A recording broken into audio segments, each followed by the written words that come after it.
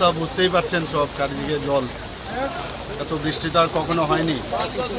South ডিস্ট্রিক্টে যা আমার কাছে খবর আছে প্রায় 375 মিলিমিটারের মতো বৃষ্টিপাত হয়েছে। অন্য জায়গায়ও আমি যে শুনেছি প্রায় 250 এরকম 350। তো এরকম বৃষ্টি তো আর কখনো ত্রিপুরাতে মানে আমার জানা মতে হয়নি। তো আমরা মানে চারিদিকে কাজ করছে সব জায়গায়। আমি আজকে সকালে আমি আমাদের মাননীয় হোম মিনিস্টারের সাথে কথা বলেছি, মানে কিছু যদি এনডিআরএফের কিছু লোকজন পাঠানো যায়, উনি বলেছেন উনি দেখছেন এবং করবেন সেটা, এবং এখান থেকে আমরা চিঠিও দিয়েছি। তো আশা করি সব দিকেই নজর আছে, সবাই কাজ করছে।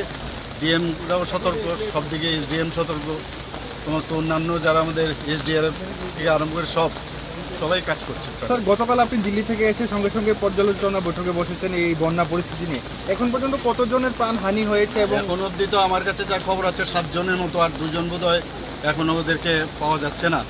তো পরবর্তী সময়ে জানা যাবে আসল কি সংখ্যাটা জানা যাবে। যারা ক্ষতিগ্রস্ত হয়েছে তাদেরকে নিশ্চয়ই আমরা সরকারের তরফ থেকে নিশ্চয়ই আমরা সাহায্য করবো, যা করার আমরা করবো।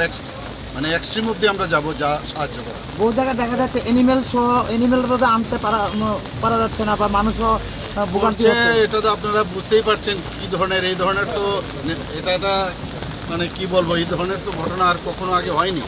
তো আমাদের সরকারের তরফ থেকে আপ্রাণ চেষ্টা হচ্ছে সব দিকে সাহায্য করার, যা যা করার আমরা করছি। ঠিক আছে, থ্যাংক ইউ স্যার।